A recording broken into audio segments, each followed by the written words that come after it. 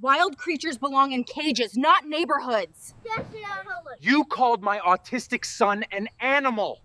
The animal control officer was reading from his dispatch notes when my father's patrol car pulled into my driveway. Report states, aggressive animal creating public disturbance, uncontrolled barking, potentially dangerous to neighborhood children. He looked up, confused. Sir, where's the animal? Behind me, my 3-year-old son, Owen, was humming on the wooden playset his great-grandfather built. The same repetitive sounds, his vocal stimming, that helped him breathe. That kept him calm.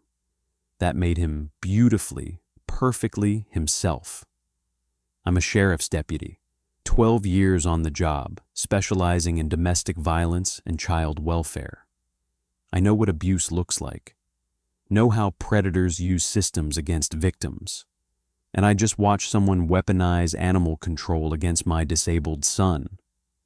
If you've ever watched someone try to erase your child's right to exist, you'll understand, so hit the subscribe button now.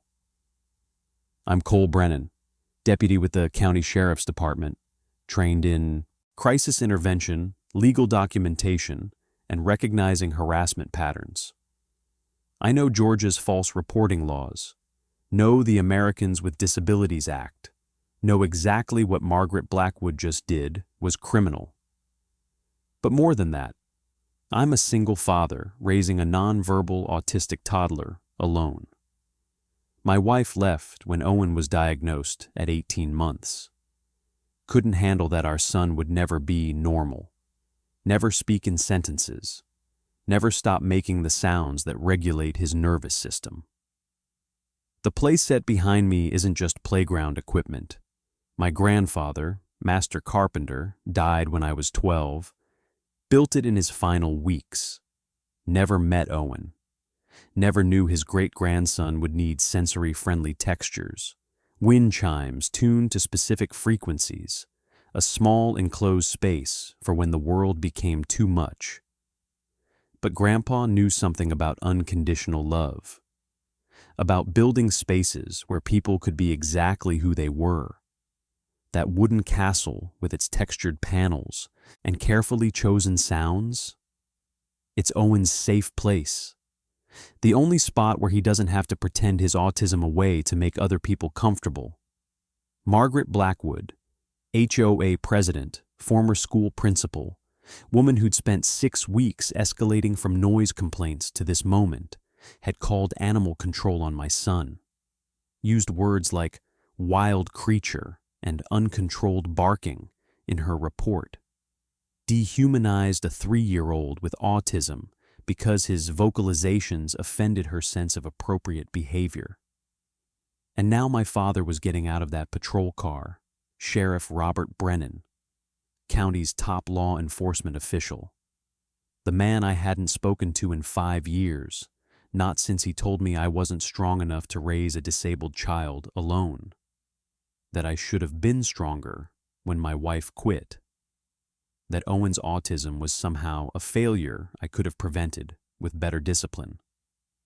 5 years of silence.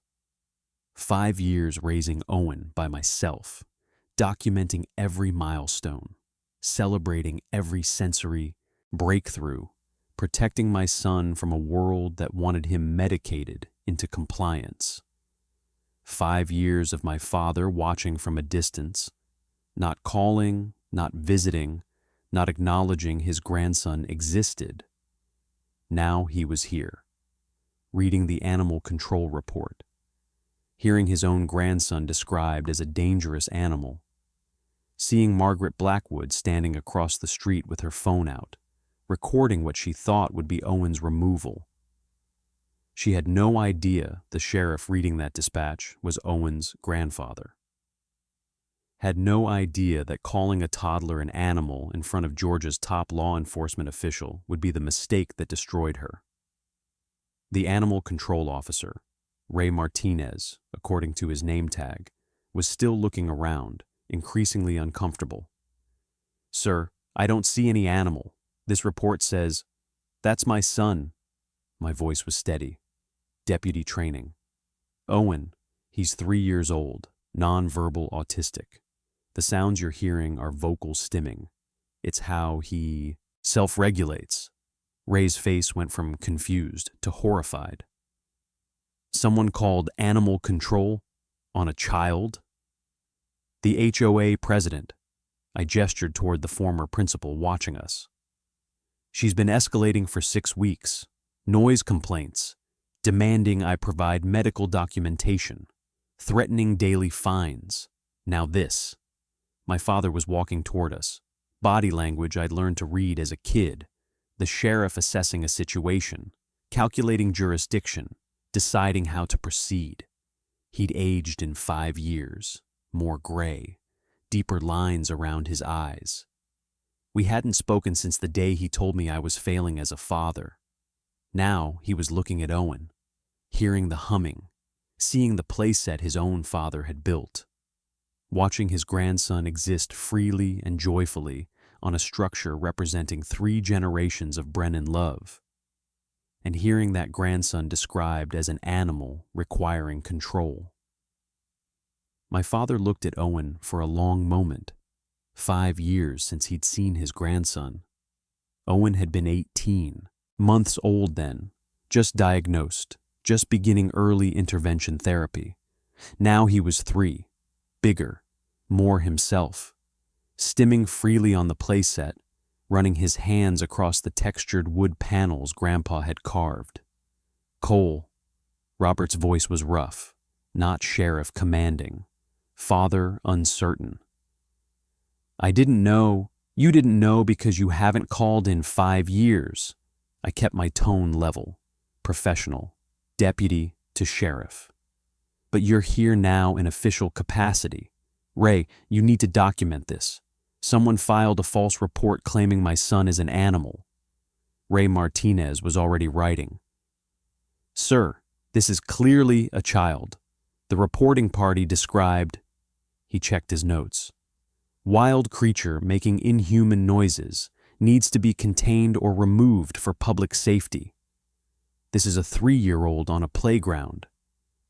That's not just any playground. I gestured toward the wooden castle. My grandfather built it. Master carpenter. Spent his final 3 weeks before he died creating that structure. He knew, somehow he knew, that someday there'd be a kid in this family who'd need a space designed for sensory processing. Owen was humming a pattern, same 3 notes over and over. The wind chimes hanging from the castle turret chimed in response. Grandpa had chosen specific frequencies. Cole had added features after Owen's diagnosis, textured panels for tactile input, the small enclosed space under the slide for decompression when overwhelm hit. Vocal stimming, I explained, watching Robert try to understand. Owen is nonverbal autistic. He doesn't use spoken language to communicate, but he uses vocalizations, humming, repetitive sounds to regulate his nervous system. It's not noise. It's how he breathes, how he processes the world. The HOA president called it barking, Ray said, disgust clear in his voice. Called a child an animal. Margaret Blackwood was still watching from across the street, phone out, recording. The board chair thought she was documenting enforcement, thought animal control would validate her complaints, would force me to control Owen or remove him from the community. She'd been escalating for 6 weeks, started with noise violation citations, $750 fine, additional $100 daily until noise source is controlled or removed. I'd responded with a letter explaining Owen's autism, citing Fair Housing Act protections for disability-related accommodations. The former principal had demanded I provide medical documentation proving necessity of disruptive vocalizations. Wanted me to attend behavioral management training, as if autism was a discipline problem, as if proper parenting could make my son neurotypical. Week 3, she'd organized a neighborhood petition, claimed Owen's vocalizations created hostile environment and diminished property values, Got 12 families to sign. Most didn't know what they were signing, just heard property values and reacted. Week 4, the education tyrant filed a complaint with County Code Enforcement. Falsely claimed I was operating unlicensed daycare because Owen's cousins visited and played in the backyard. Code Enforcement investigated, found no daycare operation, left.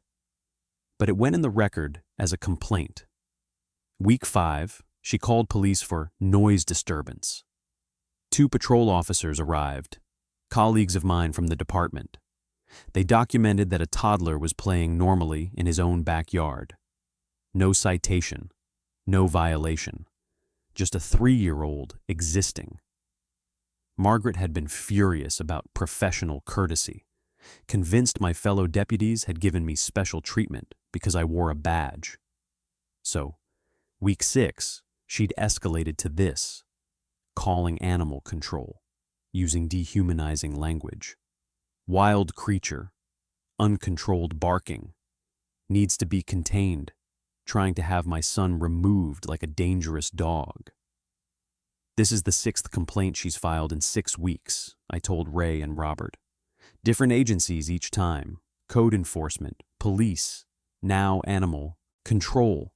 I'm a deputy. I know what this is. It's harassment, it's systematic, and it's disability discrimination. Robert was still watching Owen. My father's face had gone through several expressions: confusion, recognition, something that might have been shame. He's happy, Robert said quietly. He's safe.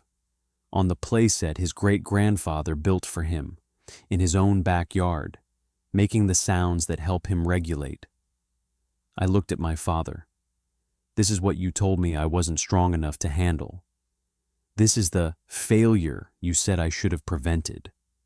The board chair started walking toward us, confident, authoritative, former principal who'd spent 30 years enforcing compliance in elementary schools.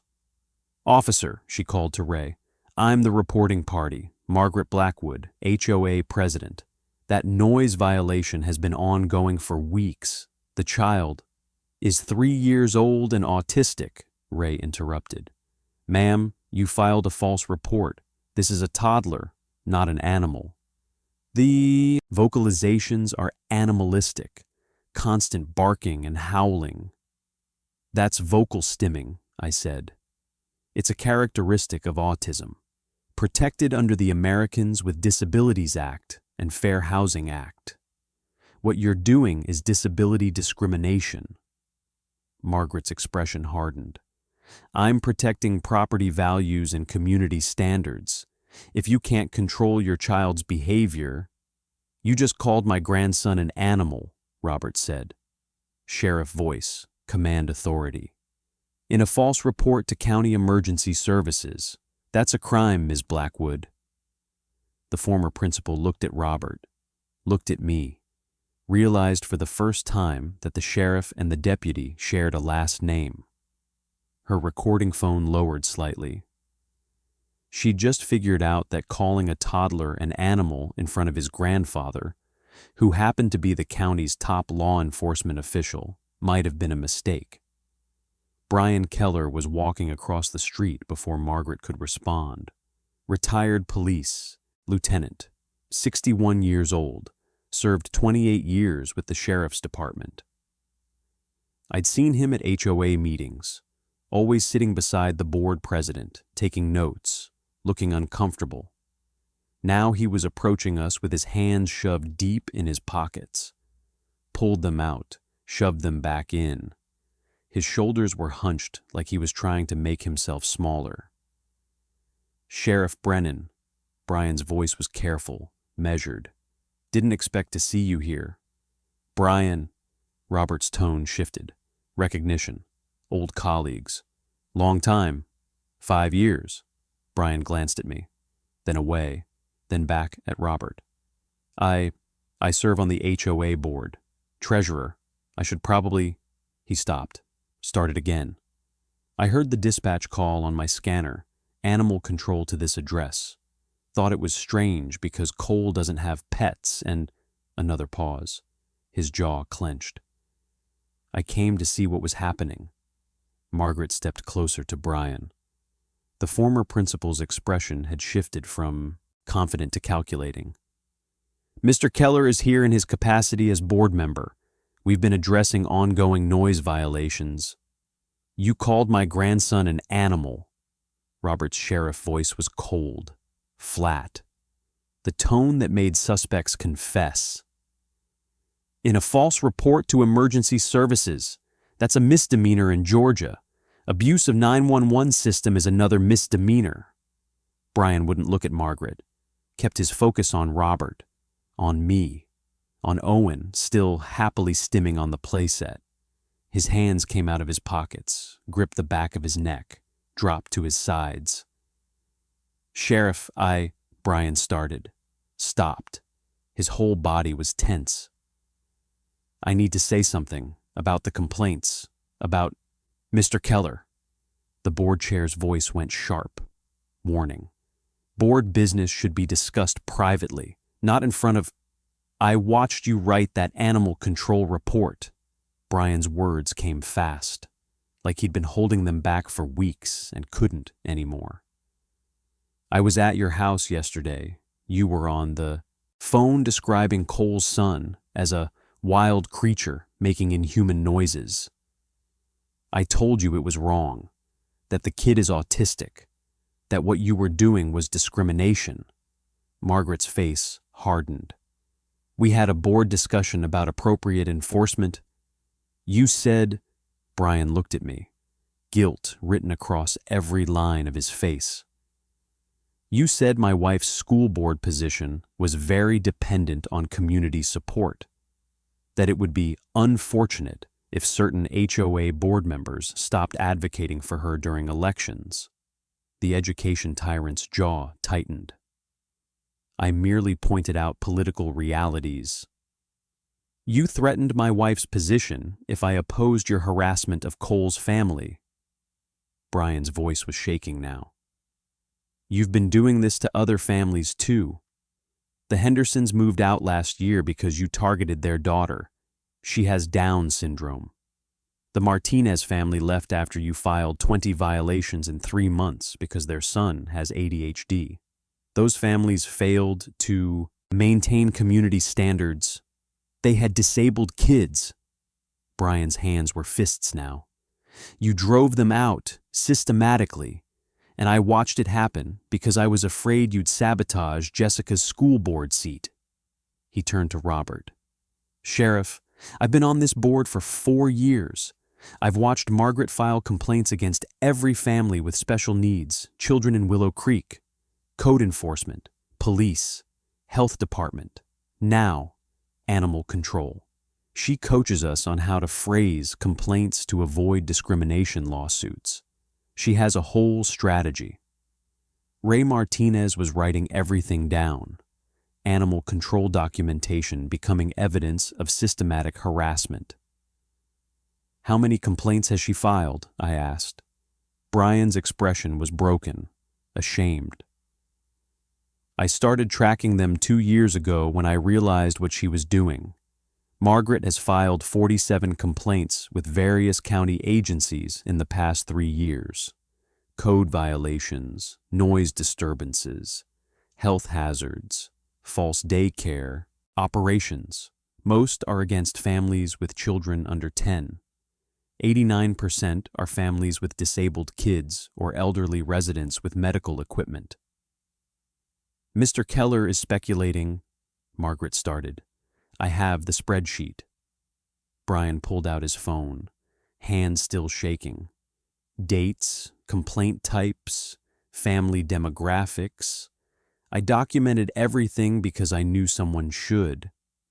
But I didn't do anything with it because I was afraid for my wife. He looked at Owen, at the 3-year-old humming peacefully on his great-grandfather's playset. Then I heard the animal control dispatch, heard her describe a toddler as a dangerous animal, and I realized, his voice cracked, some things matter more than my wife's school board seat. Some things you can't stay silent about. Robert was looking at Brian with the expression I'd seen him use when witnesses broke, when the truth finally came out. Brian, you have documentation of 47 false complaints. Everyone, including emails, where the board chair researched how to force families with disabled children to move, where she calculated which types of complaints would be most effective, where Brian's jaw clenched, where she wrote that autistic children lower property values and drive away quality residents.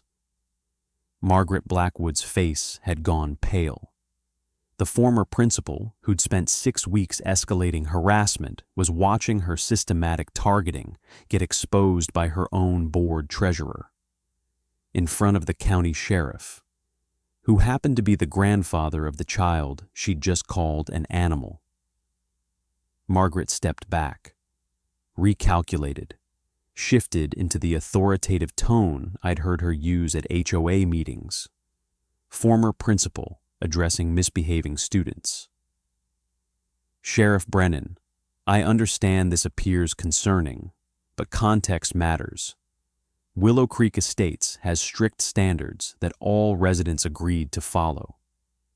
When families fail to maintain those standards, regardless of personal circumstances, the Kichpiti board has a responsibility to enforce compliance. By calling a 3-year-old an animal, Robert's voice was still flat, dangerous. By addressing ongoing disturbances through appropriate channels. The child's vocalizations occur daily for hours. Multiple neighbors have complained about the impact on their quality of life. Multiple neighbors or you? I pulled out my phone. Deputy training. Document everything. Because I've spoken to everyone on this street. The Hendersons next door think Owen's humming is sweet. The Carters across the street asked if he needed speech therapy support. The Johnsons 2 houses down bring him sensory toys. The board chair's jaw tightened. Written complaints have been filed by you using different names. I checked the handwriting on the petition signatures. 12 families supposedly signed. But the actual signatures, 4 different people. The rest were added in your handwriting when those residents declined to sign. Margaret's face flushed. That's an absurd accusation. It's forgery. Robert looked at Ray. You're documenting all of this? Every word, Sheriff. Ray was writing steadily. False animal control report. Admission of systematic complaint filing. Potential forgery on petition. Brian was staring at his phone screen, at the spreadsheet he'd compiled over 2 years. Margaret, I have your emails. The ones where you wrote that families with behavioral problem children were investment liabilities, where you researched Georgia disability discrimination cases to find enforcement approaches that avoid litigation. Board business is confidential. It's evidence. I stepped forward. Deputy mode. You filed 47 false complaints in 3 years. That's not enforcement. That's harassment. That's abuse of emergency services. And when you target families specifically, because their children have disabilities, it becomes federal civil rights violation. The former principal's authoritative mask was cracking. I was a school principal for 30 years. I understand children. I understand behavioral management. What you call autism is often inadequate parenting that... Stop, Robert's command voice. Stop talking. You're making this worse. Sheriff, with respect, you're clearly biased because this involves your... Margaret gestured toward me, toward Owen. Your family situation.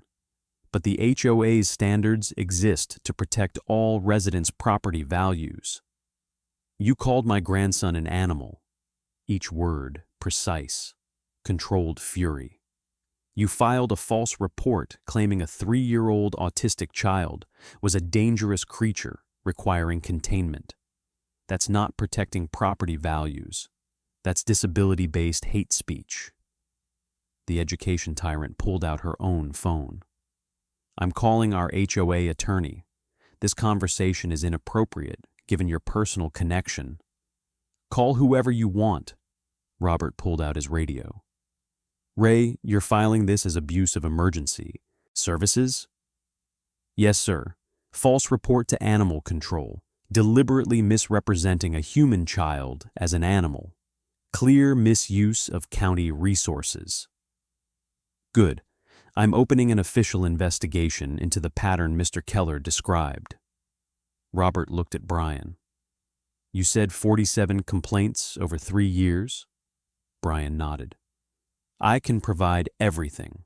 Dates, agencies, complaint details, family demographics, outcomes, plus the emails where Margaret outlined her strategy.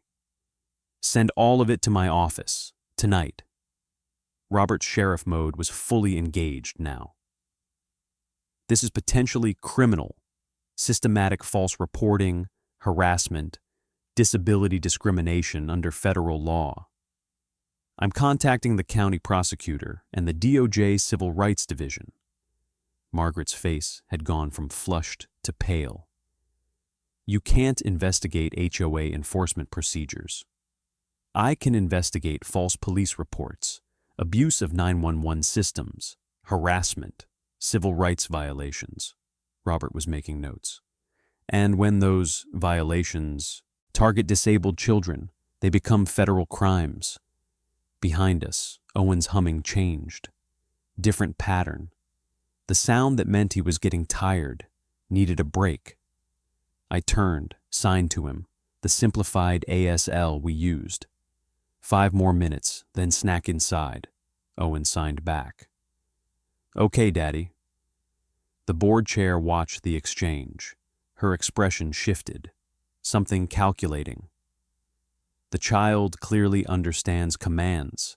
If he can follow sign language instructions, he can be taught to control his vocalizations. No. My deputy calm shattered. No, you don't get to watch my son communicate and use it as evidence he should suppress his stimming. Owen uses both. Signs for requesting and commenting. Vocalizations for regulating. They serve different functions.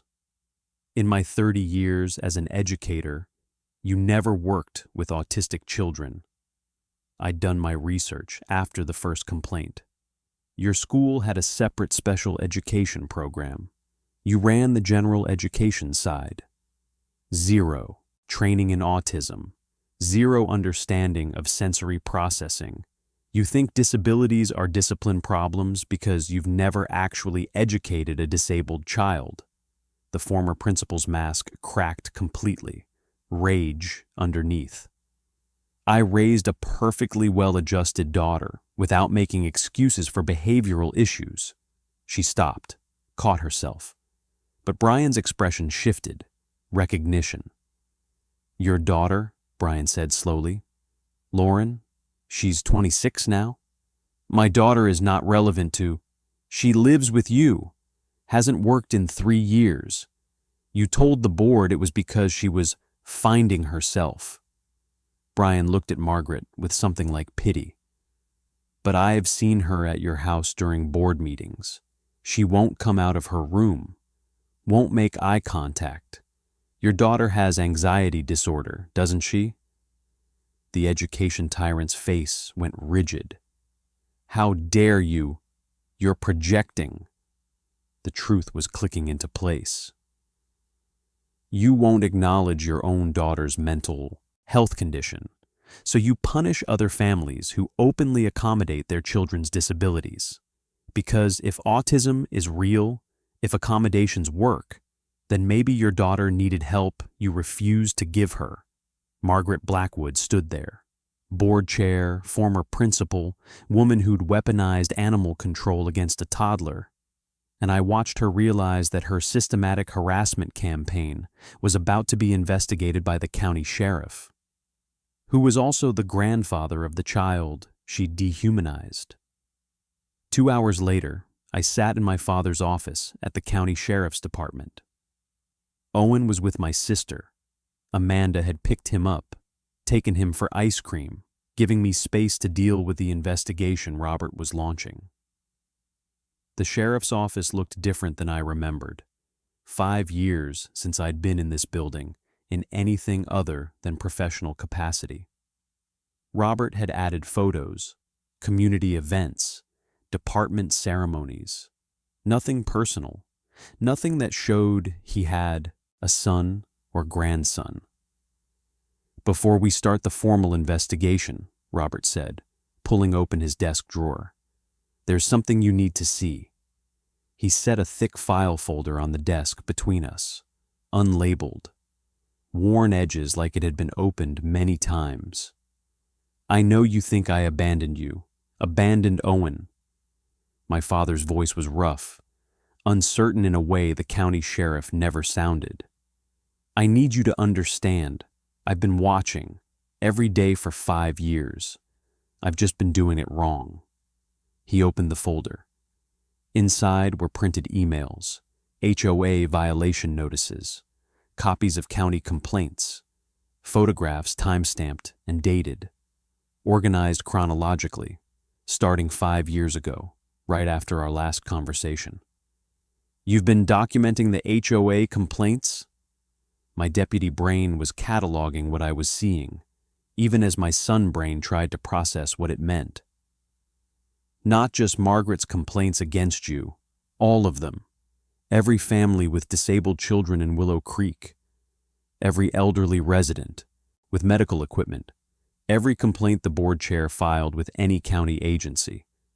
Robert pulled out a spreadsheet, his handwriting, meticulous tracking. "I set up alerts in our system. Anytime a complaint was filed for your address, I got notified. Then I started noticing the pattern. Same complainant, different families, always involving children or medical conditions." The first entry was dated 6 weeks after our fight. HOA noise complaint against the Henderson family. Their daughter Emily had Down syndrome, loved to sing while playing in their backyard. Margaret had filed 12 violations in 3 months, claiming excessive recreational noise. "You've been tracking Margaret for 5 years?"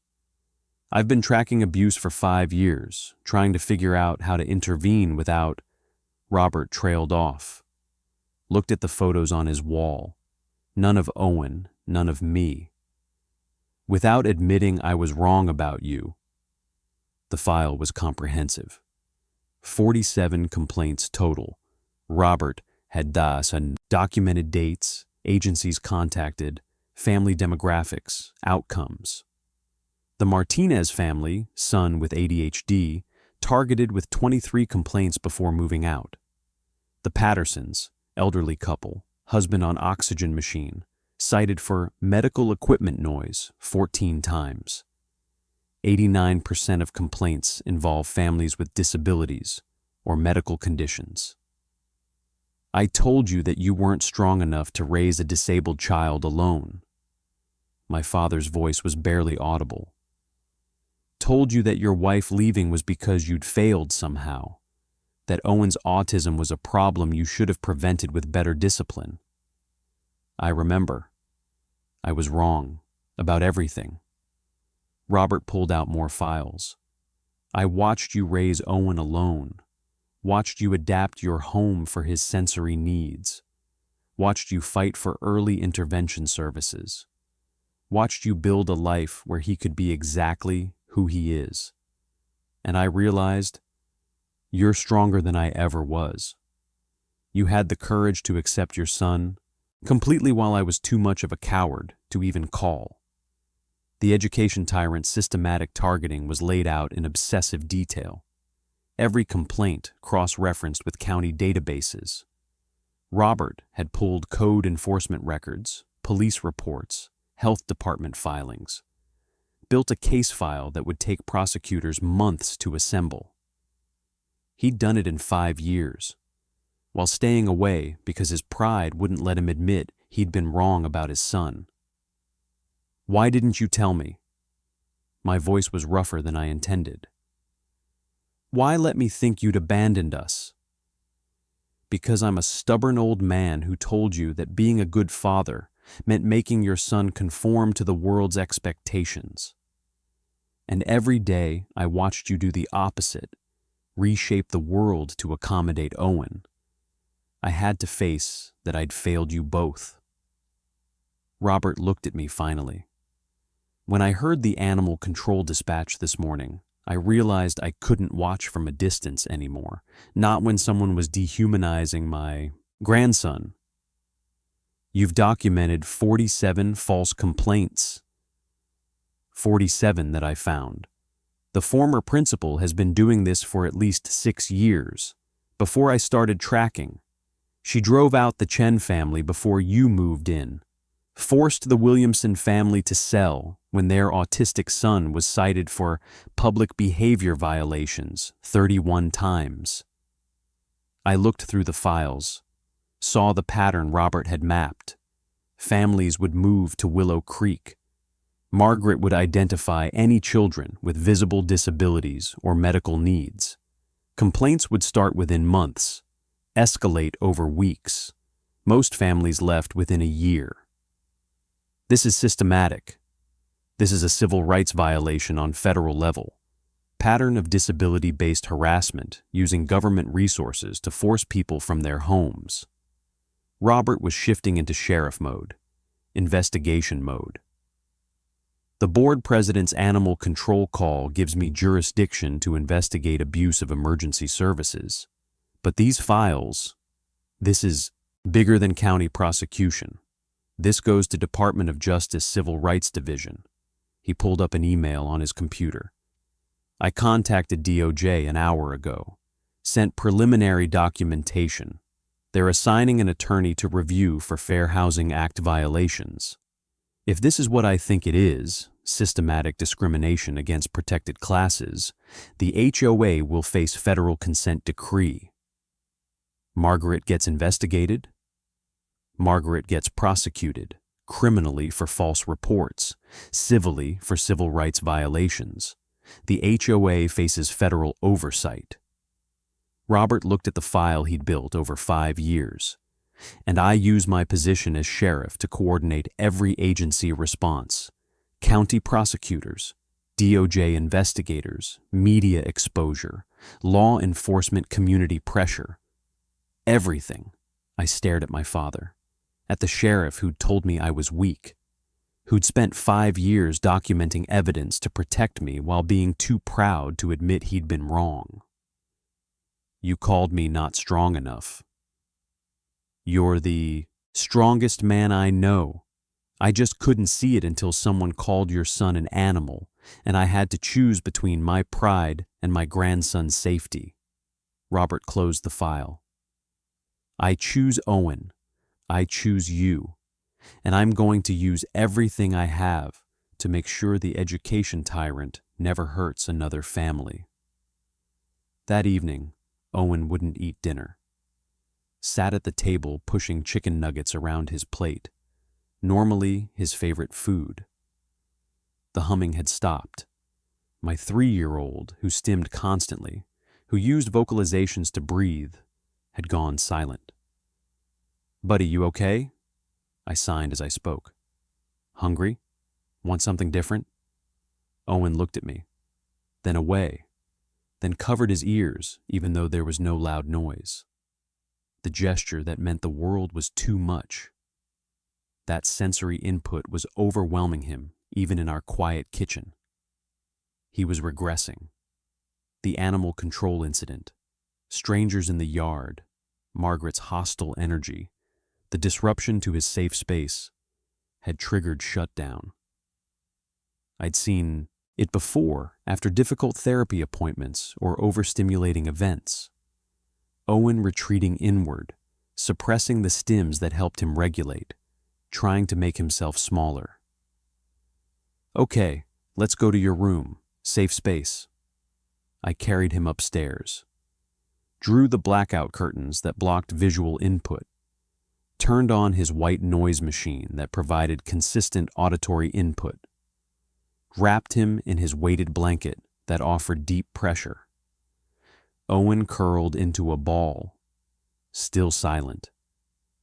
My child, who hummed and vocalized constantly, had stopped making sounds because someone had called him an animal for existing. I sat beside his bed, watched him try to self-soothe without his primary regulation tool. Watched my son suppress the very thing that kept him calm because the board president had weaponized it against him. That's when my phone rang. Blocked number. Deputy Brennan. Mr. Brennan, this is Lauren Blackwood. Young woman's voice, shaking. Margaret's daughter. I need to talk to you about what she did to your son. I stepped into the hallway. How did you get my number? Brian Keller gave it to me. He called my mom tonight, told her he was resigning from the board and testifying about the harassment campaign. She's been having a breakdown since the sheriff left, and I can't stay silent anymore about why she does this. Why she targets disabled children. Silence.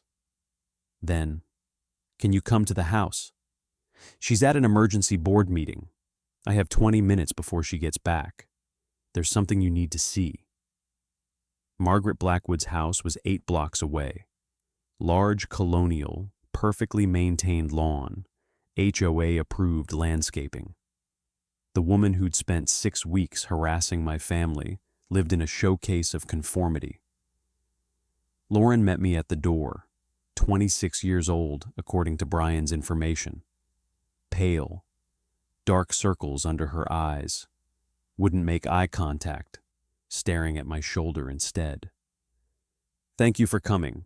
I know my mother tried to have your son taken away.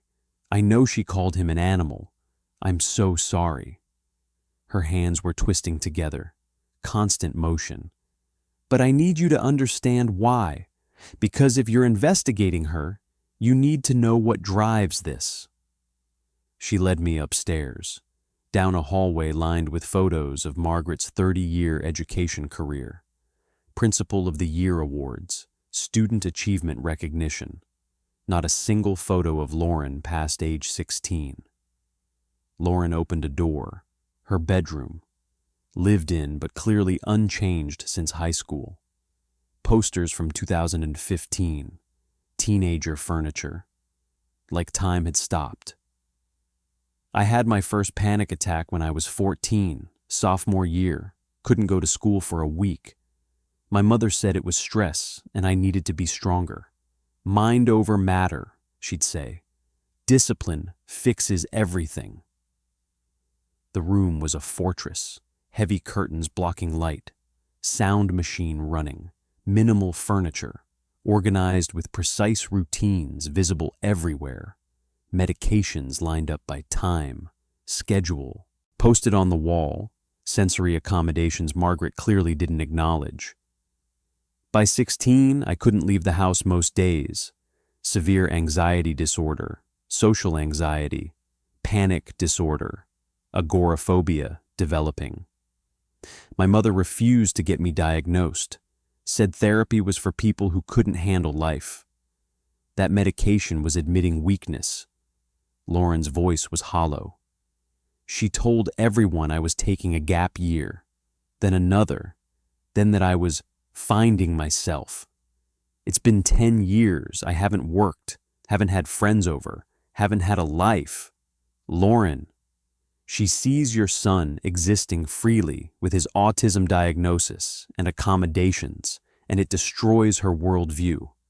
Because if autism is real and accommodations help, then maybe I needed help she refused to give me.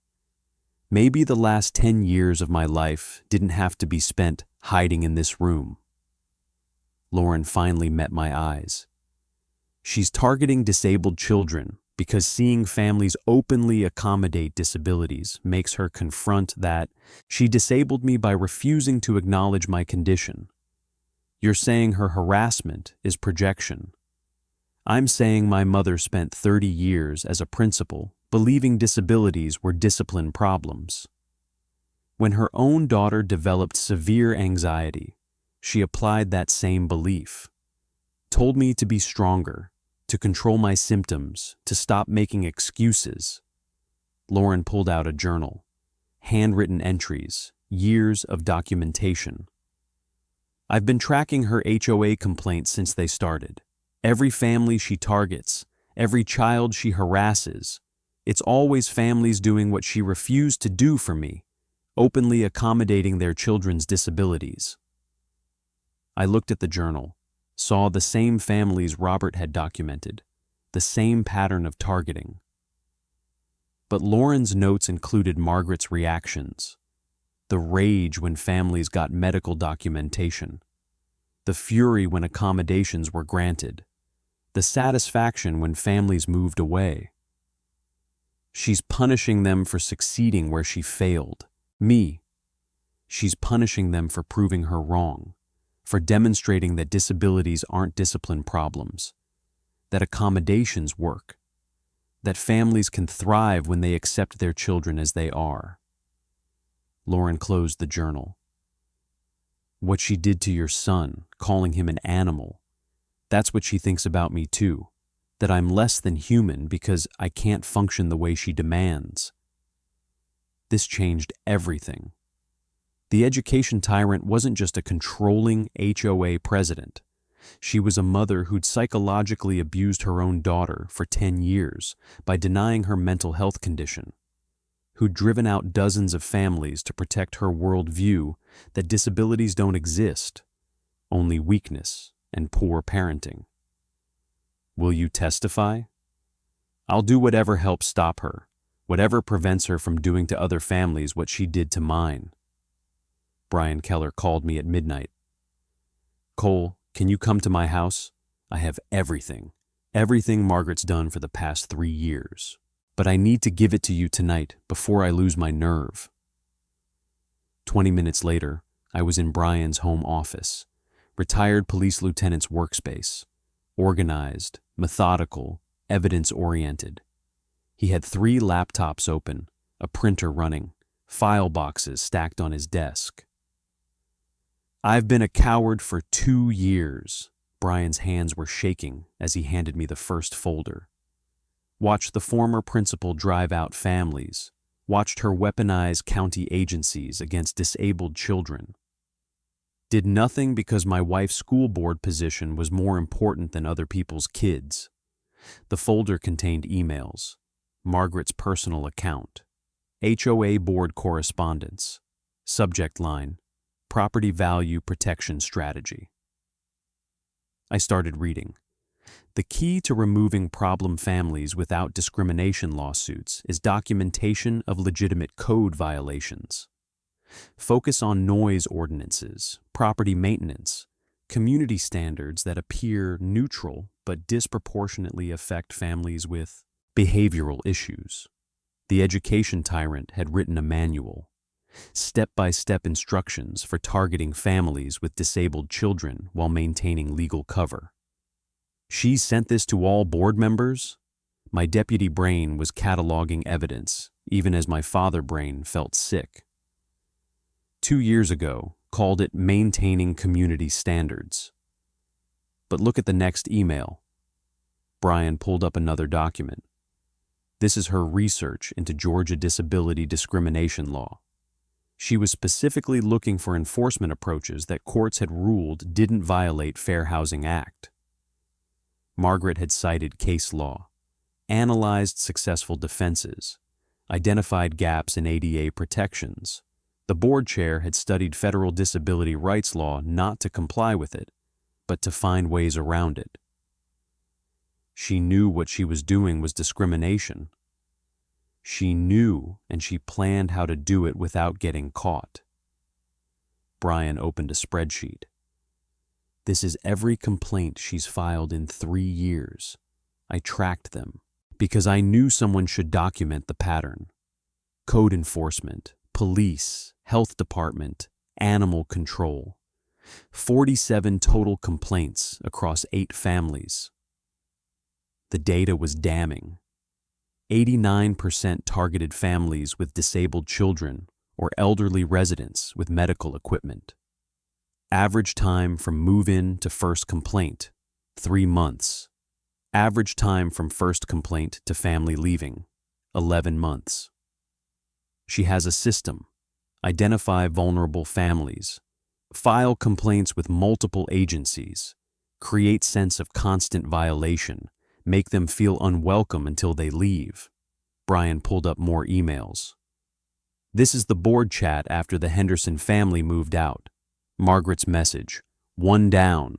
Property values will recover now that the noise disruption is gone. Emily Henderson had Down syndrome, loved to sing.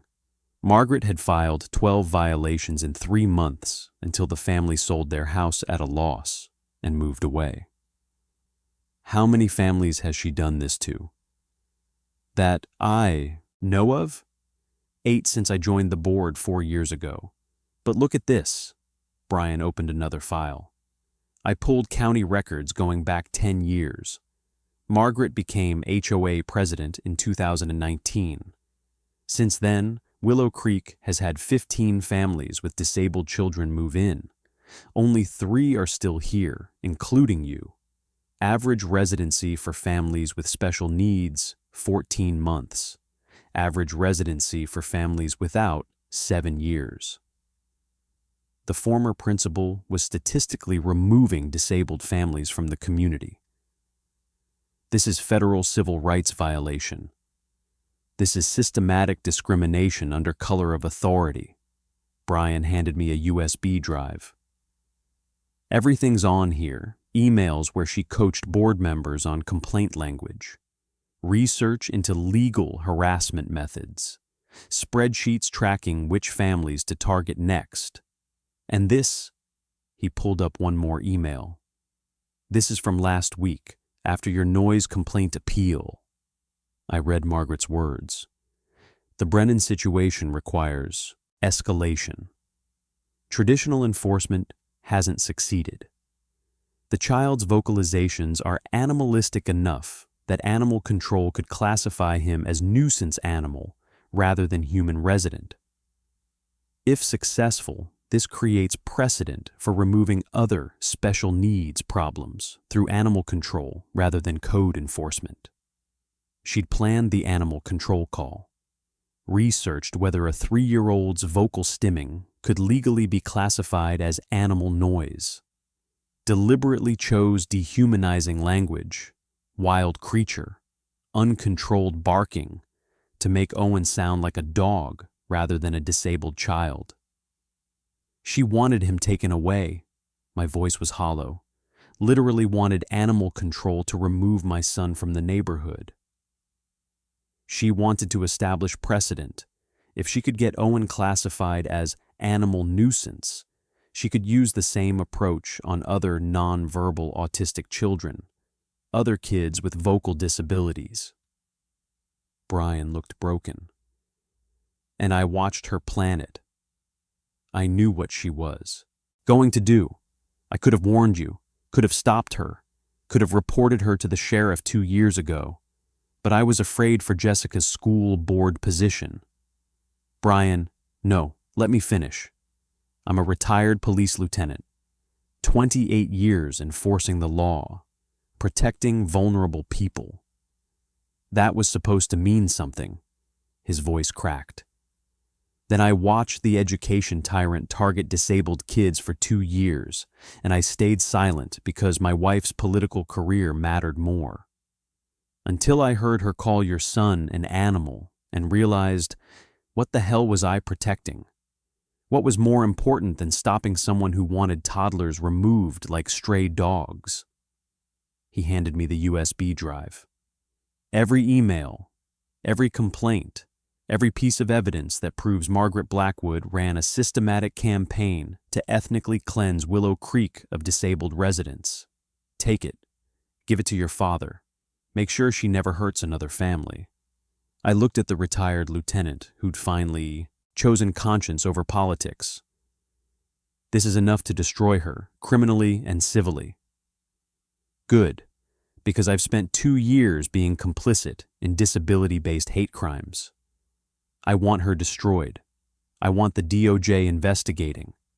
I want every family she drove out to know what she did was illegal and deliberate and prosecutable. Brian met my eyes. And I want to testify, publicly, because other HOA board members need to see what happens when you enable discrimination because you're afraid to speak up. 3 days after Brian handed me the USB drive, I sat in the county prosecutor's office with my father, watching Assistant District Attorney Marcus Chen review the evidence.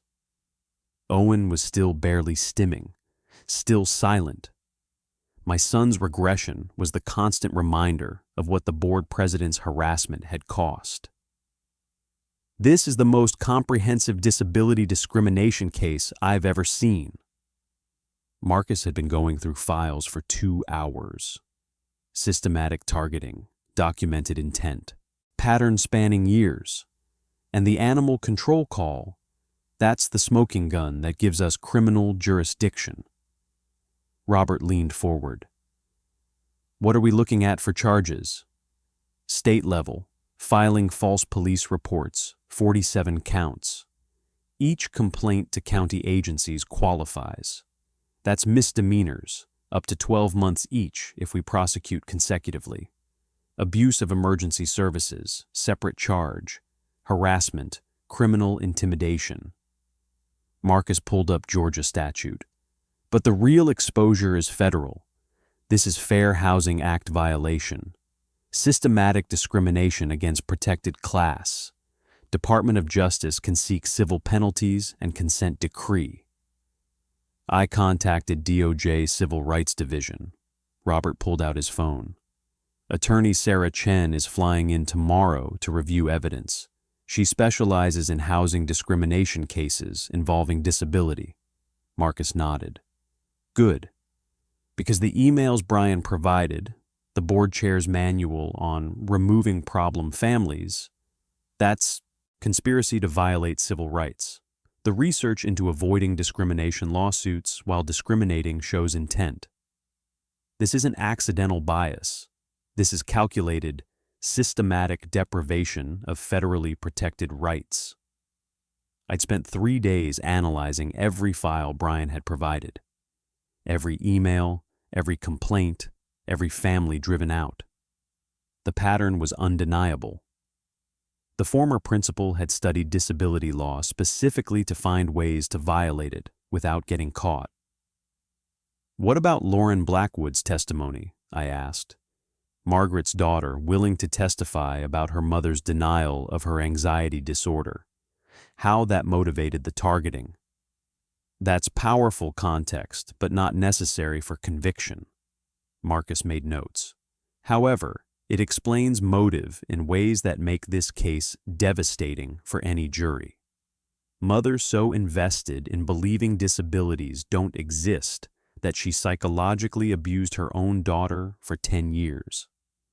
Then targeted other families for openly accommodating their children's disabilities. Robert's phone buzzed. He read the message, expression shifting. Deputy Amanda Torres just sent this. Local news picked up the animal control story. HOA president calls police on autistic toddler, claims child is dangerous animal. It's spreading. How fast? 15,000 shares in 2 hours. Disability rights organizations are amplifying. Parents of autistic children sharing their own HOA harassment stories. Robert pulled up social media. There's a hashtag, #ording Owens Law.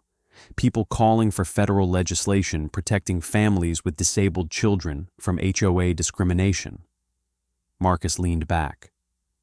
This is going to go viral, which means we need to move fast, before the education tyrant's attorney can control the narrative. I want to coordinate everything. Robert was shifting into sheriff mode. Command authority. DOJ investigation, county prosecution, media pressure, law enforcement community response. Make this so comprehensive that Margaret has no defense and no escape. What do you need from me? I asked. Use your deputy expertise. You know how to build harassment cases. You've done it for domestic violence victims for years. Document Owen's regression. Photograph the timeline. Compile every interaction with the board president. Make this personal and specific so juries understand the human cost. I thought about Owen, silent in his room. About the humming that had stopped. About my 3-year-old suppressing his primary regulation tool because someone had weaponized it against him. I have documentation, photos of Owen before the harassment started, stimming freely, happy, regulated. Photos from this week, shut down, silent, regressing. Video of him on Grandpa's playset before Margaret's campaign. Video of him now. Won't even go outside. That's your impact evidence. Marcus was making trial strategy notes. The board chair's emails show intent to discriminate. Brian's testimony shows systematic pattern. Lauren's testimony shows psychological motivation, but Owen's regression shows human cost. That's what makes juries convict. Robert's phone rang. Sheriff Brennan, yes, this is about the Willow Creek HOA case. You want to what? He put the call on speaker. Say that again. Sheriff, this is Lieutenant James Wu, President of the County Deputy Sheriff's Association. Professional voice, controlled anger. We represent 340 deputies across the county. We've been following the Margaret Blackwood situation. One of our own being harassed, his disabled son being targeted. The association wants to make a public statement condemning false reporting and harassment of law enforcement families. You want to go public? We want to make it clear that abusing emergency services to harass a deputy's family is unacceptable. That calling a 3-year-old autistic child an animal crosses every line.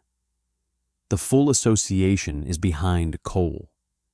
We're prepared to hold a press conference, issue formal statement, and apply political pressure on the HOA. I looked at Robert, at the sheriff who'd spent 5 years documenting Margaret's harassment while staying distant, who was now coordinating a multi-agency takedown because someone had dehumanized his grandson. Do it, Robert said. Full press conference. Make it clear that the law enforcement community protects its own and that false reporting has consequences. After Wu hung up, Marcus pulled up his calendar. Okay, here's the timeline. Tomorrow, DOJ attorney arrives, reviews evidence. Day 2, county files criminal charges, false reporting, harassment, abuse of emergency services. Day 3, Sheriff's Association press conference. Day 4, DOJ announces civil rights investigation. We hit her from every angle simultaneously. What about Margaret's response? The former principal will claim she was enforcing legitimate community standards. Her attorney will argue the complaints were good faith attempts to address real violations. Marcus looked at the emails on his screen. But we have her own words admitting she researched how to discriminate without getting caught. We have Brian testifying she coached board members on targeting vulnerable families. We have her daughter testifying about the psychological abuse that motivated the discrimination. Robert stood, sheriff presence filling the room. I'm using every resource I have: DOJ investigation, criminal prosecution, police union pressure, media exposure, federal consent decree. And when this is done, Margaret Blackwood will be convicted, the HOA will be reformed, and every family she drove out will know what happened was illegal. And Owen? I asked quietly. My father's expression softened. Owen gets to stim freely on his great-grandfather's playset without anyone calling him an animal. That's what we're fighting for. That's what all of this is about. The County Deputy Sheriff's Association held their press conference on Friday morning. Police Union Hall, packed with media, 300 deputies in uniform, disability rights advocates, and families Margaret had driven from Willow Creek over the past 6 years. Lieutenant James Wu stood at the podium. Behind him, a banner, "Protect our own, protect all children." 3 days ago, HOA President Margaret Blackwood filed a false report with Animal Control, claiming Deputy Cole Brennan's 3-year-old autistic son was a dangerous animal requiring containment. This report was deliberate, calculated, and part of a systematic campaign to remove disabled children from Willow Creek Estates. The cameras captured everything: local news, regional outlets, national disability organizations live streaming.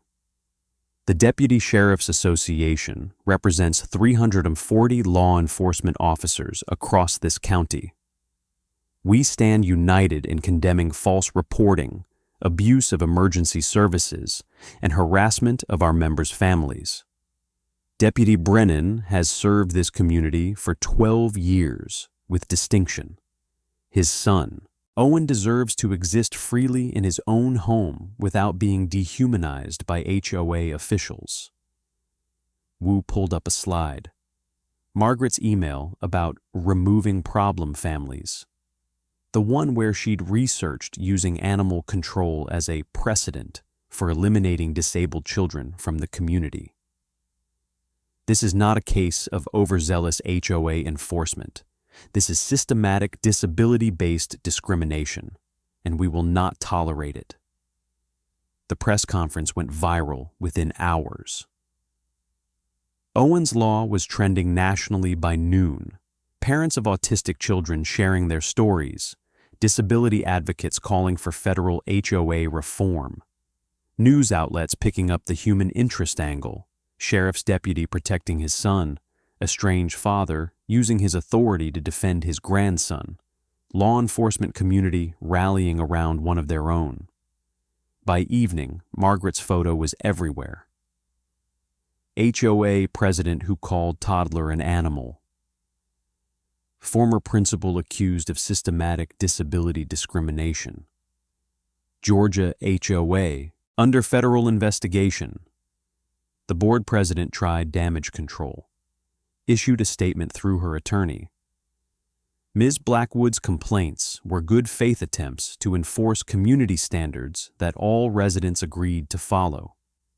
Any characterization of disability discrimination is inaccurate and defamatory. The internet destroyed her in minutes. Someone leaked the Henderson family's story. Emily with Down syndrome, driven out by 12 noise complaints for singing. Photographs of a happy child who loved music, contrasted with the family's moving truck 18 months later. Someone found the Martinez family, their son with ADHD, targeted with 23 violations before they left. Parents describing how the education tyrant made them feel like failures for having a child who couldn't sit still. The Patterson family went on camera. Elderly couple, husband on oxygen machine. She fined us 14 times for medical equipment noise. My husband needs oxygen to breathe. She wanted us gone because his machine was too loud. 8 families total came forward. Everyone with disabled members. Everyone driven from Willow Creek by Margaret's systematic targeting. The pattern was undeniable now. Broadcast nationally, documented in interviews, proven by complaint records. DOJ attorney Sarah Chen arrived Saturday morning, spent 4 hours reviewing evidence with Robert and Marcus. Emerged with a statement. The Department of Justice Civil Rights Division is opening a formal investigation into Fair Housing Act violations at Willow Creek Estates HOA. Preliminary evidence suggests systematic discrimination against families with disabled children spanning at least 6 years. We will be reviewing all HOA enforcement actions, interviewing affected families, and determining appropriate remedial measures. federal investigation, the words that made HOA boards panic. By Sunday, Willow Creek's insurance carrier sent notice. Given pending federal investigation into civil rights violations, we are suspending liability coverage for HOA enforcement actions effective immediately. Any judgments resulting from discrimination claims will not be covered. No insurance meant the board president and HOA members would face personal liability for any violations found. Margaret's systematic targeting could cost her everything she owned. The former principal called an emergency board meeting Monday evening. I wasn't invited, but Brian was still technically a member until his resignation became official. He called me after. "Cole, she's losing it, claiming the media coverage is a conspiracy. That law enforcement is protecting you because you're a deputy. That disability activists are exaggerating to push their agenda." What did the board say? 3 members resigned, on the spot, said they weren't risking personal liability for her crusade. 2 others demanded her resignation. Only 1 board member defended her, and that was because he didn't understand the federal exposure. Brian's voice was grim. The HOA attorney told her that DOJ consent decrees can cost millions, that personal liability for civil rights violations isn't dischargeable in bankruptcy, that she's facing criminal charges plus civil penalties that could destroy her financially. How did she respond? She said, "I was protecting property values. These families were bringing down the neighborhood." Still doesn't understand that these families means disabled children. Still can't see that her protection was discrimination. Tuesday morning, county prosecutors filed criminal charges. 47 counts of filing false reports, 1 count abuse of emergency services, harassment, criminal intimidation. Each count a misdemeanor, but stacked consecutively meant years of potential jail time. The arraignment made news. Margaret in court pleading not guilty, claiming her complaints were good faith enforcement of legitimate community standards. The judge set bail at $50,000. "Ms. Blackwood, you're charged with systematic abuse of government resources over 3 years, pattern of false reporting, harassment of multiple families. That's not community standards. That's systematic misconduct." Wednesday. Owen's Law passed 1 million social media mentions. Disability advocacy organizations launched a petition demanding federal legislation protecting families with disabled children from HOA discrimination. 347,000 signatures in 24 hours. Thursday morning, I took Owen back to the playset. First time since the animal control incident. He stood at the edge of the yard, wouldn't go near the wooden castle his great-grandfather built. "It's safe, buddy. No one's going to call you an animal. Grandpa Robert made sure." Owen looked at me, then at the playset, then signed. "Bad people. Gone. The bad people can't hurt you anymore." My son took 1 step toward the castle, then another, touched the textured wood panels, and finally started humming. Quiet at first, then stronger. The 3-note pattern that meant he felt safe. The board chair's systematic harassment had almost silenced my son permanently. But the multi-agency response, the media pressure, the law enforcement community rallying, the federal investigation, all of it was restoring what she'd tried to destroy. Owen's right to exist freely, to stim without judgment, to be exactly who he was on the playset his great-grandfather built for him. DOJ attorney Sarah Chen called a meeting Friday afternoon. County courthouse, conference room filled with prosecutors, disability advocates, families Margaret had targeted, and media representatives. This was the federal government announcing findings. Our preliminary investigation has identified systematic violations of the Fair Housing Act spanning 6 years. Willow Creek Estates HOA, under President Margaret Blackwood's leadership, engaged in a pattern of discriminatory enforcement, targeting families with disabled children and elderly residents with medical needs. Sarah pulled up data on the projection screen. Since 2019, 15 families with disabled children moved into Willow Creek. 12 have been forced out through systematic harassment. Average residency, 14 months. During the same period, families without disabled members average 7-year residency. This disparity is statistically significant and indicates intentional discrimination. The Henderson family was there, the Martins, the Pattersons, 8 families total who'd been driven out, now sitting together watching federal attorneys validate what they'd experienced. Ms. Blackwood's own emails demonstrate intent. She researched disability discrimination case law not to comply with federal protections, but to circumvent them.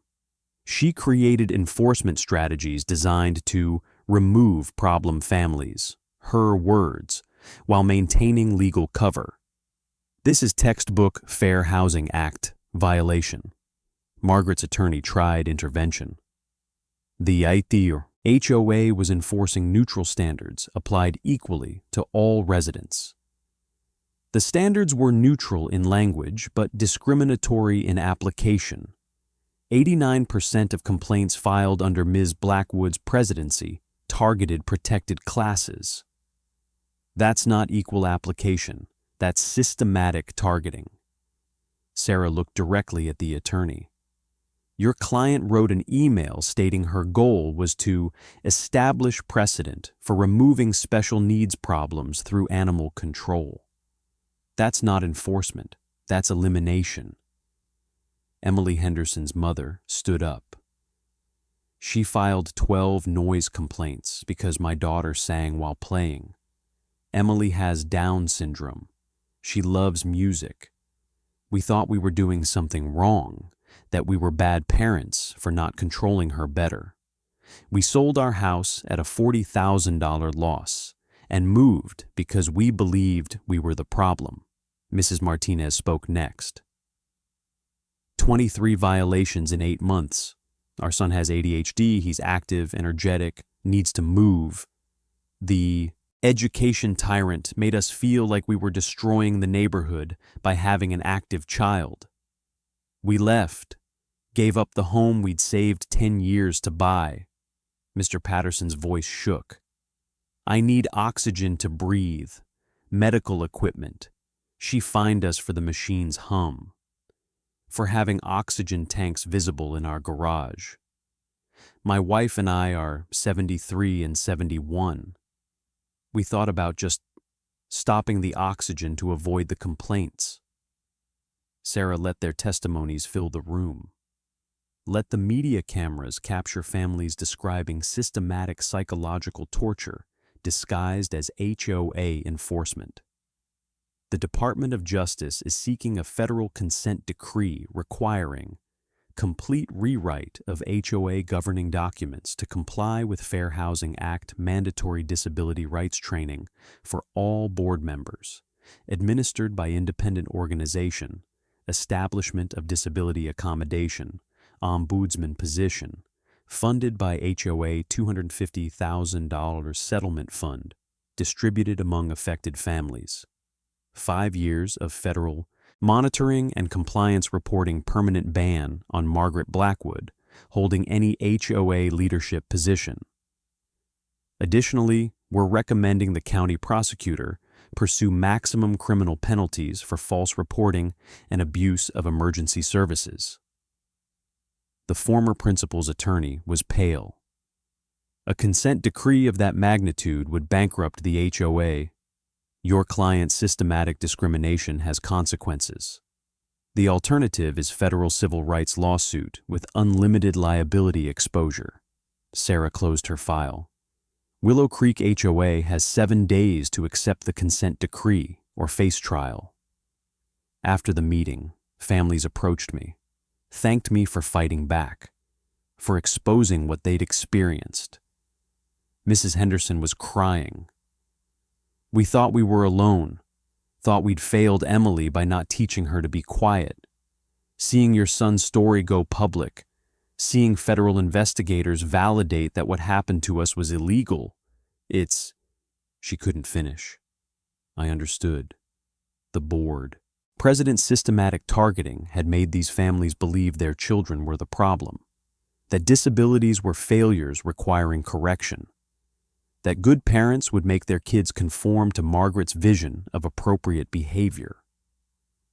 Now federal authorities were calling it what it was: discrimination, criminal harassment, civil rights violation.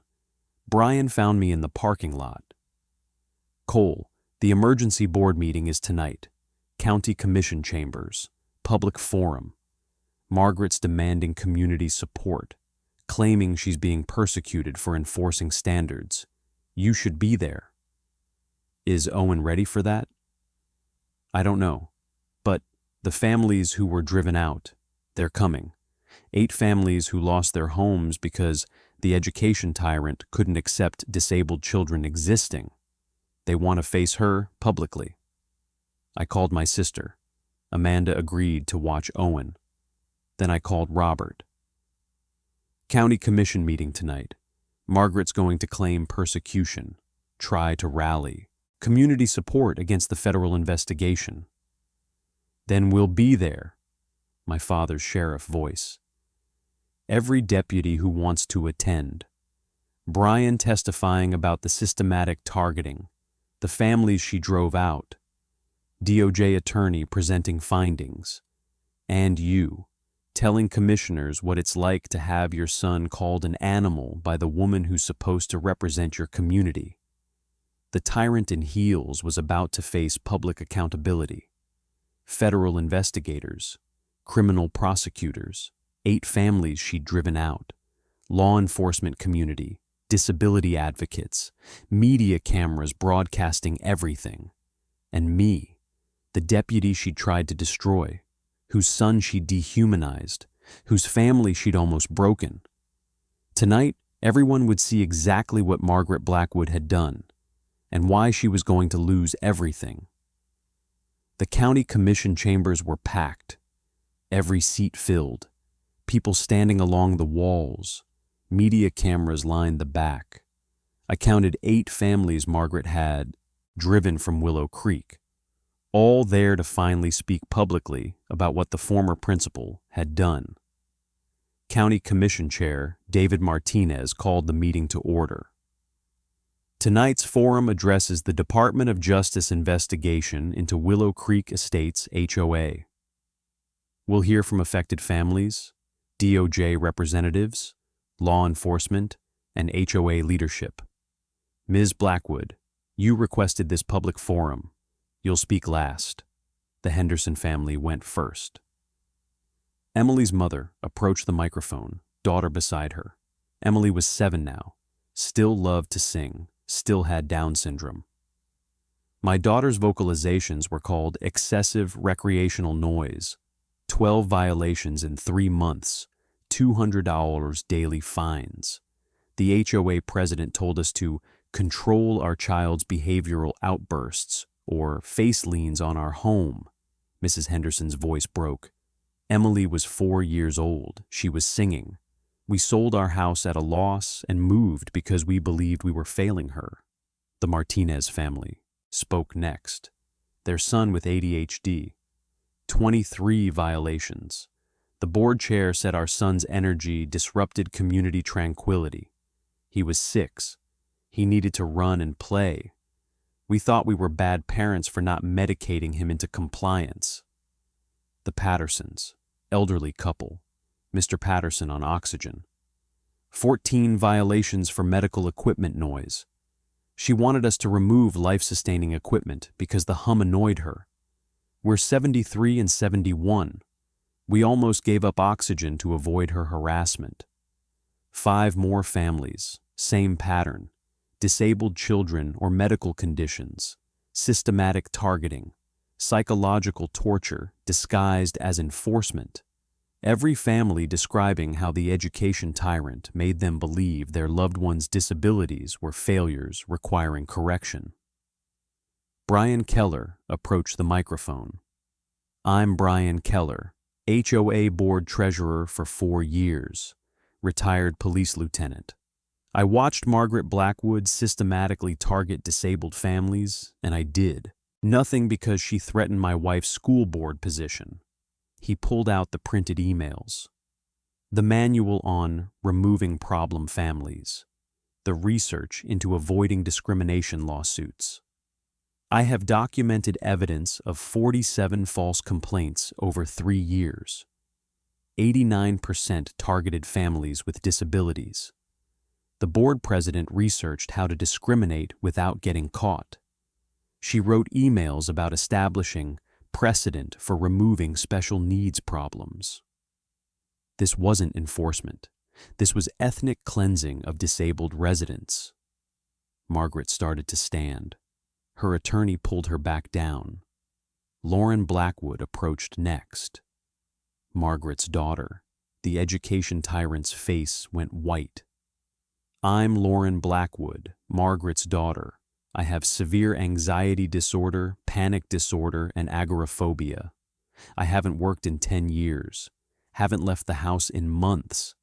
My mother refuses to acknowledge my disability because in her worldview, mental health conditions don't exist. Only weakness and poor parenting. Lauren's voice was steady, prepared. She targets families who openly accommodate their children's disabilities because their success proves she failed me.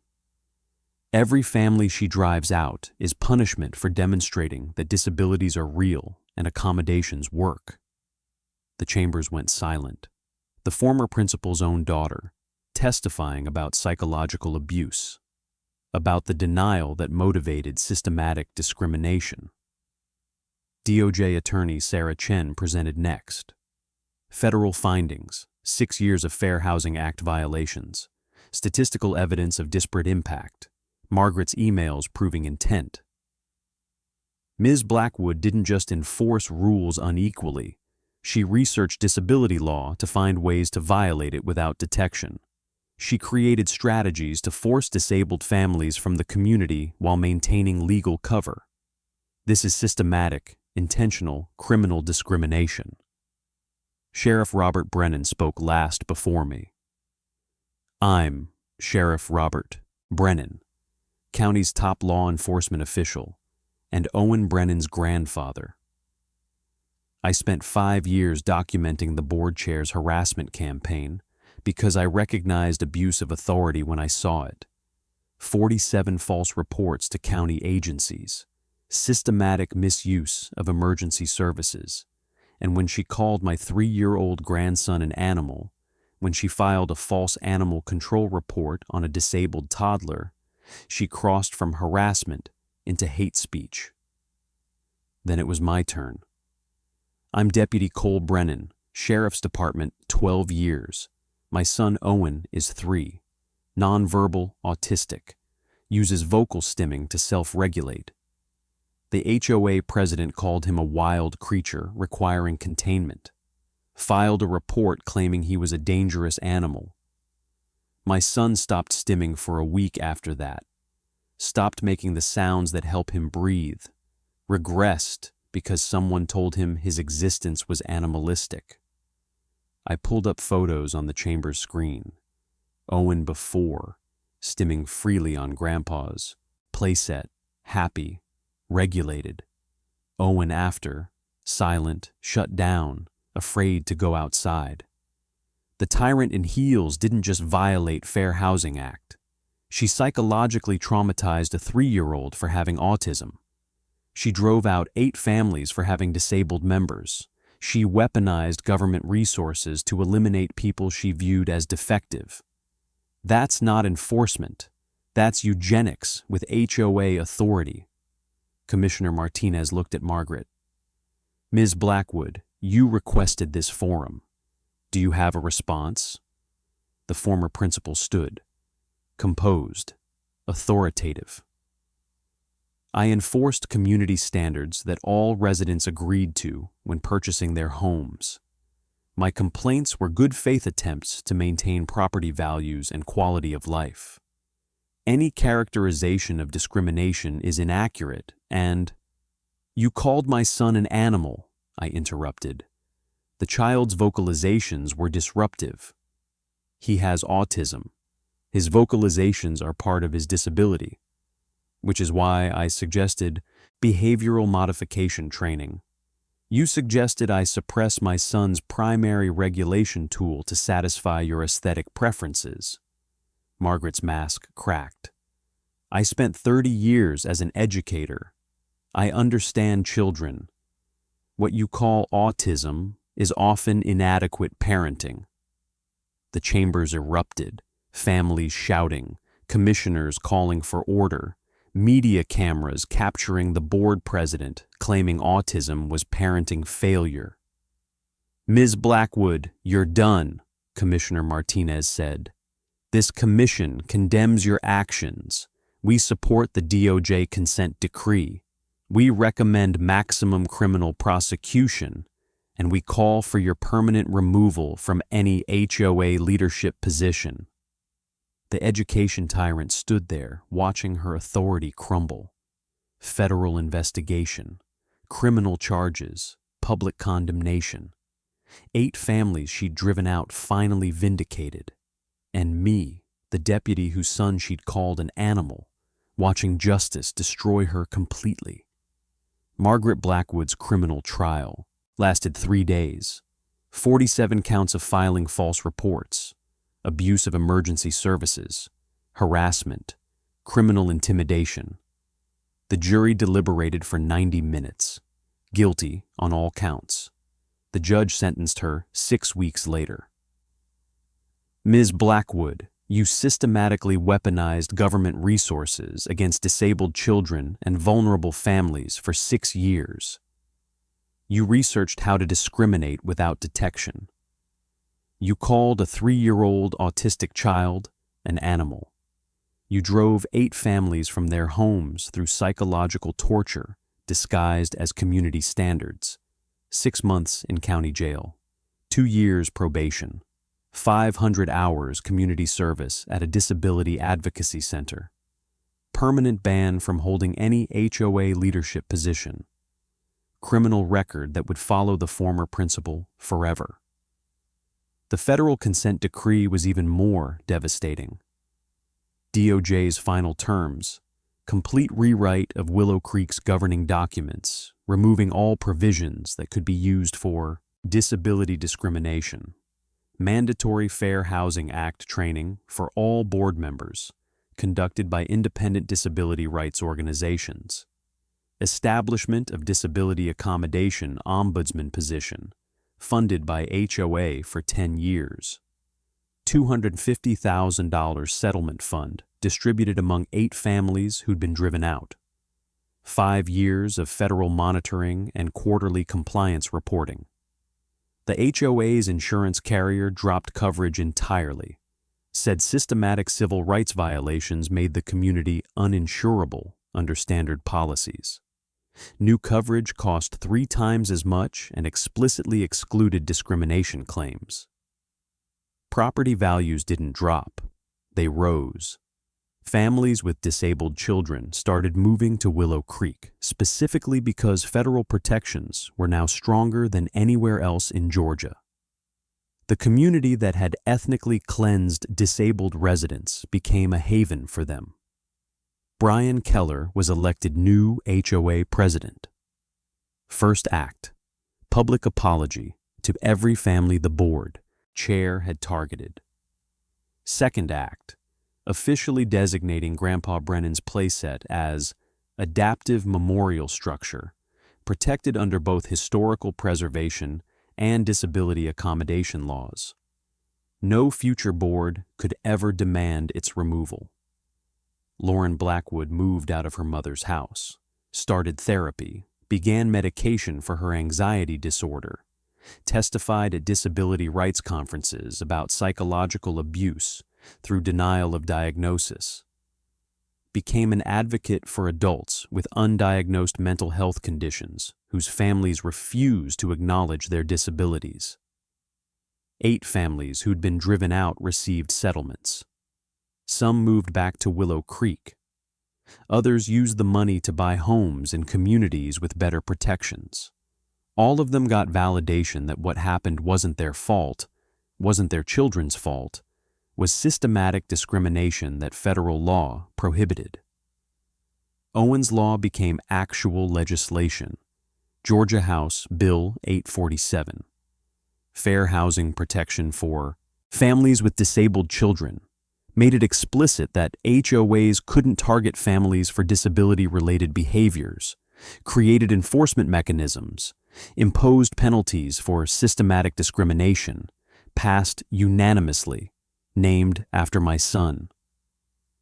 3 months after the trial, I sat with Owen on Grandpa's playset, watching him stim freely, humming, running hands across textured wood, completely himself without judgment. The sounds that had been called animalistic were just my son breathing, regulating, being beautifully Owen. Robert joined us, my father who'd spent 5 years documenting harassment while too proud to admit he'd been wrong, who'd finally used his authority to protect his grandson when the education tyrant called Owen an animal. "He's happy," Robert said, learning to read Owen's stimming as communication, as joy, as regulation. "He's safe, on the playset his great-grandfather built, in a community that finally protects his right to exist." I watched my father watching his grandson. "This is what you told me I wasn't strong enough to handle. You're the strongest man I know. I just couldn't see it until someone tried to take him away." Robert pulled out his phone, showed me the ASL app he'd been using. "I'm learning to sign. Want to talk to my grandson properly." Owen looked at us, both his father and grandfather watching him stim without trying to stop it, correct it, or shame it. He signed. "Safe." I signed back. "Always safe." Robert copied the sign, fumbled it slightly. Owen giggled, first sound of joy I'd heard from him in weeks, and corrected Grandpa's hand position. 3 generations of Brennan men on the playset the family patriarch built, finally united in protecting the most vulnerable member, finally understanding that strength isn't making disabled children conform. It's reshaping the world so they don't have to. The tyrant in heels lost everything: her authority, her freedom, her carefully constructed worldview that disabilities were discipline problems. Lost it all because she couldn't accept that my son's vocalizations were valid, necessary, and protected by federal law. Owen stimmed freely, hummed his 3-note pattern, ran his hands across wood his great-grandfather carved, and both his father and grandfather signed, "We love you exactly as you are."